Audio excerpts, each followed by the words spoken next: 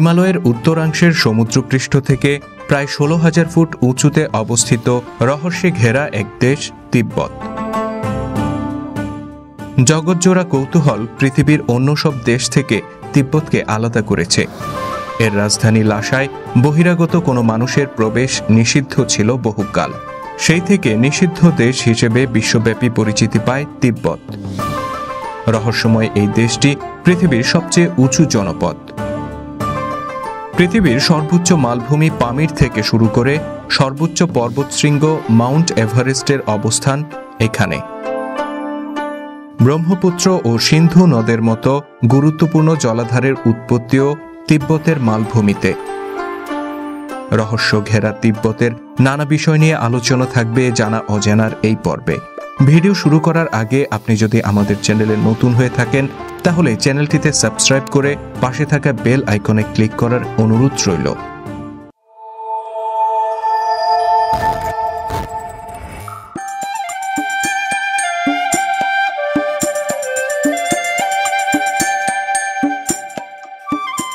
তিব্বতের পরিচিতি। তিব্বত গণচীনের একটি স্বায়ত্তশাসিত অঞ্চল। হিমালয়ের পাদদেশে অবস্থিত এই দেশটির আয়তন 12,28,400 বর্গ কিলোমিটার, যা বাংলাদেশের তুলনায় প্রায় 9 গুণ। তিব্বতীয় মালভূমির গড় উচ্চতা প্রায় 16,000 ফুট, যার কারণে এই অঞ্চলকে পৃথিবীর ছাদ বলা হয়। আয়তনে বিশাল হলেও বিরূপ আবহাওয়া এবং পাহাড়ি ও দুর্গম অঞ্চল হওয়ার কারণে এই অঞ্চলে জনবসতি খুবই কম।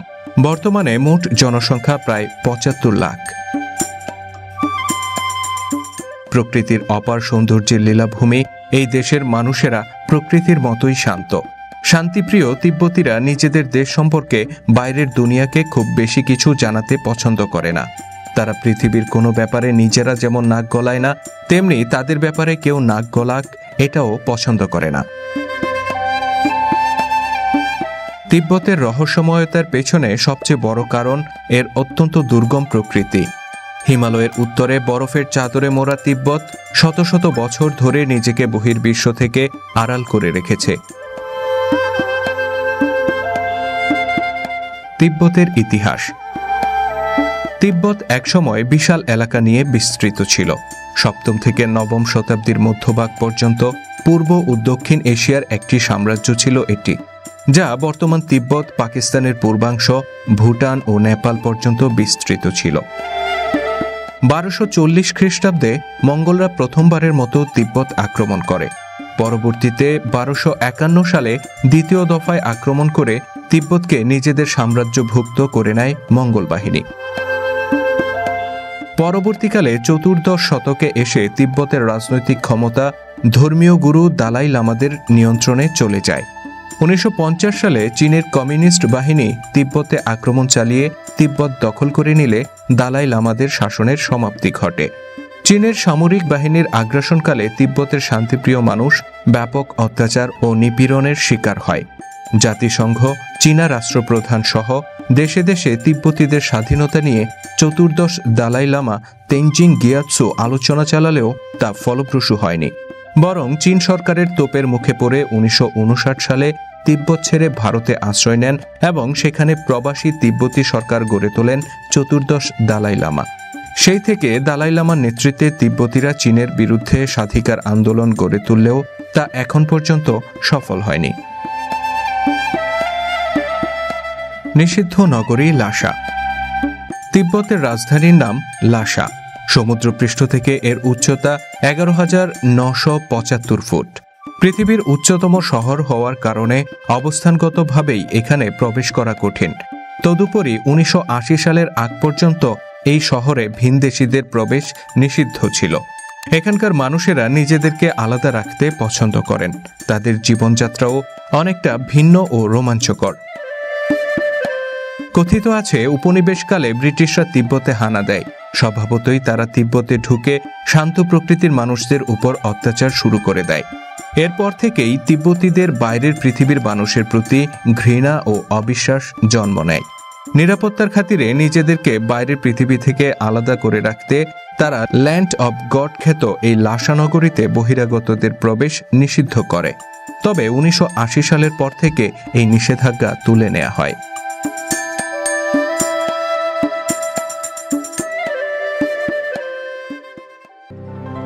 পোতালা প্রাসাদ। লাসা শহর জুড়ে ধর্মীয় আচার চর্চা করা হয়ে থাকে। তিব্বতীদের প্রধান ধর্মগুরু দালাই লামার বাসস্থান লাসার পোতালা প্রাসাদে। 117 মিটার উঁচু এবং 360 মিটার প্রশস্ত বিশালাকার এই প্রাসাদটি প্রথম জনসম্মুখে আসে 1904 সালে ন্যাশনাল জিওগ্রাফিক পত্রিকায় এক ছবি প্রকাশের মধ্য দিয়ে। এই ছবিটি প্রকাশের আগ পর্যন্ত বাইরের কেউ প্রাসাদটির ছবিও দেখতে পায়নি কোনোদিন। পরবর্তীতে 1994 সালে একে বিশ্ব ঐতিহ্য স্থান হিসেবে চিহ্নিত করা হয় এবং 2001 সালে নোরবোলিঙ্কা এলাকাকেও এর অন্তর্ভুক্ত করা হয়, যা তিব্বতীয় স্থাপত্যের অন্যতম গুরুত্বপূর্ণ উদাহরণ হিসেবে বিবেচিত।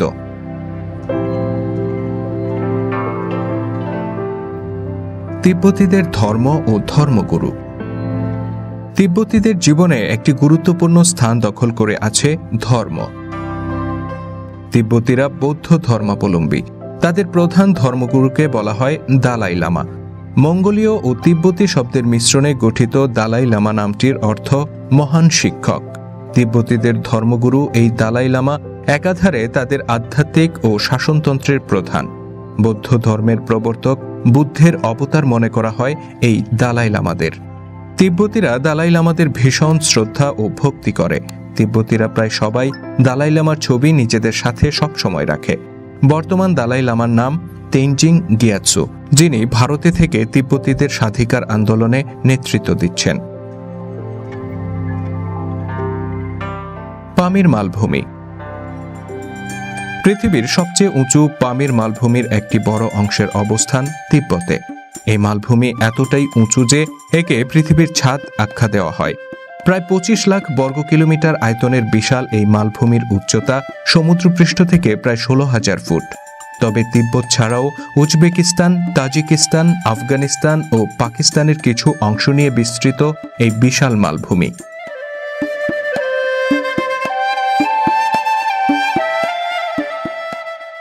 Mount Everest. পৃথিবীর সর্বোচ্চ পর্বতশৃঙ্গ মাউন্ট এভারেস্ট তিব্বতে অবস্থিত। এটি হিমালয় পর্বতমালার সবচেয়ে উঁচু অংশ, যার উচ্চতা 29,000 ফুটের বেশি। বছরের 8 মাসই বরফে ঢাকা থাকে এই মাউন্ট এভারেস্ট। তিব্বতীরা একে স্থানীয় ভাষায় চোমো লাংমা নামে ডেকে থাকে। 1980 সালে এডমন্ড হিলারি ও তেনজিং নোরগে সর্বপ্রথম এভারেস্টের চূড়ায় পা রাখতে সক্ষম হন। তবে এই পর্বতচূড়ায় আরোহণ করতে গিয়ে এখন পর্যন্ত বহু দুঃসাহসী অভিযাত্রীকে জীবন দিতে হয়েছে। কৈলাস পর্বত। বিশ্বের সর্বোচ্চ পর্বতশৃঙ্গ হওয়ার কারণে হাজার হাজার রোমাঞ্চপ্রিয় মানুষের আকর্ষণের কেন্দ্রবিন্দু মাউন্ট এভারেস্ট। এর উচ্চতা 8,848 মিটার। মজার বিষয় হচ্ছে, পৃথিবীর সর্বোচ্চ এই গিরিশৃঙ্গের চূড়ায় বহু মানুষের পা পড়লেও আজও অজেয় রয়ে গেছে তিব্বতেরই আরেক পর্বতশৃঙ্গ কৈলাস পর্বত। এটিও হিমালয় পর্বতমালার একটি অংশ, যা উচ্চতায় মাউন্ট এভারেস্ট থেকে প্রায় 2 কিলোমিটার কম। কিন্তু আজ পর্যন্ত কোনো মানুষ তার চূড়ায় উঠতে পারেনি। 11 শতকে মহাযোগী মিলেরোপা কৈলাসে উঠতে গিয়ে ব্যর্থ হয়েছিলেন। তিনি ফিরে এসে আর কাউকে এই দুঃসাহস দেখাতে বারণ করে দেন। এশিয়ার দীর্ঘতম নদী সিন্ধু ও ব্রহ্মপুত্রের মতো বেশ কিছু বৃহৎ জলাধারের উৎপত্তি কৈলাস পর্বতে। এর সন্নিকটেই অবস্থিত তিব্বতের মানস সরোবর ও রাক্ষসতাল। হিন্দু, বৌদ্ধ, জৈন ধর্মের অনুসারীদের কাছে পবিত্র তীর্থস্থান হিসেবে বিবেচিত এই কৈলাস পর্বত। হিন্দু ধর্মীয় পুরাণে কৈলাস পর্বতকে শিবের লীলাধাম বলা হয়েছে। তাদের ধারণা, শিব ও তার সহধর্মিণী দুর্গা এবং কার্তিক, গণেশ ও শিবের অনুসারী ভক্তরা কৈলাসে বসবাস করেন। 22,000 ফুট উচ্চতার কালো পাথরের এই পাহাড়কে প্রাচীনকাল থেকেই পৃথিবীর স্তম্ভ বলে মনে করা হয়, যা ধরে রেখেছে পৃথিবীর ভর। গভীরতম গিরিসংকট। বিশ্বের গভীরতম গিরিসংকট বা গিরিখাত দেখতে হলেও আপনাকে যেতে হবে তিব্বতে। এখানকার ইয়ারলুং জ্যাংবো গ্র্যান্ড ক্যানিয়ন বিশ্বের গভীরতম গিরিখাত হিসেবে পরিচিত। এর দৈর্ঘ্য প্রায় 500 কিলোমিটার। গভীরতা জায়গা ভেদে সর্বনিম্ন 550 মিটার থেকে শুরু করে সর্বোচ্চ 7,782 মিটার, অর্থাৎ প্রায় 8 কিলোমিটার।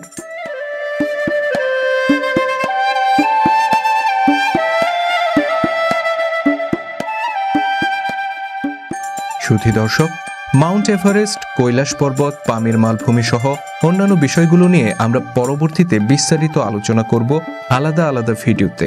নিয়মিত আপডেট পেতে সাবস্ক্রাইব করুন আমাদের চ্যানেলে এবং ক্লিক করুন পাশে থাকা বেল আইকনে। আর আজকের ভিডিওটি কেমন ছিল কমেন্ট করে জানাতে ভুলবেন না। যদি ভালো লেগে থাকে তাহলে লাইক ও শেয়ার করে ছড়িয়ে দেওয়ার অনুরোধ রইল।